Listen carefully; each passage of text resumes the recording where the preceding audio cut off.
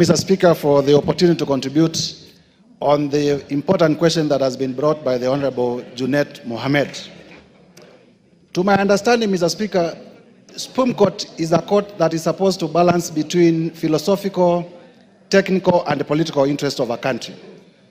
And if you look at the historical foundations of the creation of Supreme Court right away from America, you realize that it is a court that is supposed to create stability in a country. And therefore, for that particular purpose and for that historical understanding, allow me to join the rest of the members of this House in congratulating our judges of the Supreme Court in so far as balancing the philosophical, technical, and political interest in determining the place of public participation in our governance system.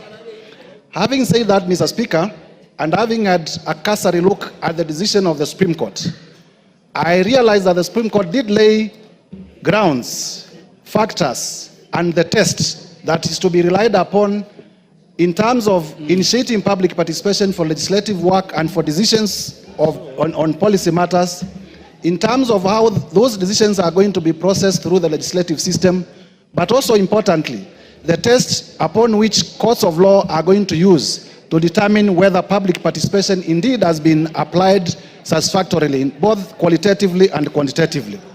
And therefore, the invitation to this House to enact swiftly a law on public participation is most welcome.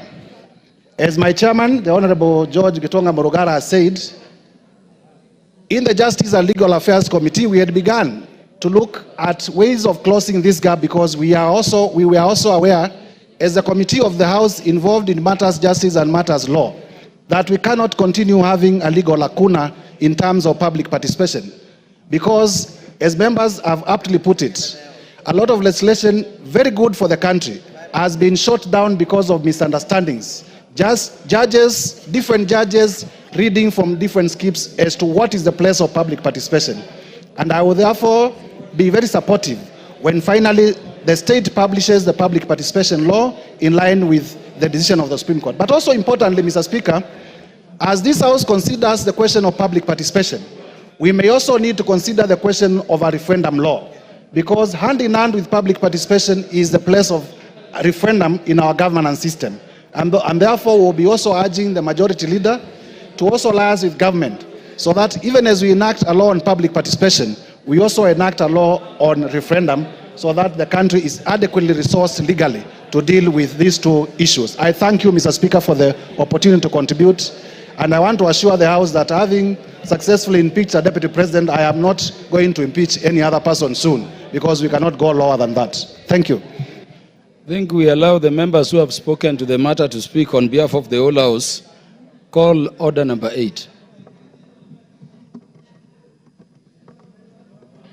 Order number 8, motion, report of the Committee of the Whole House on the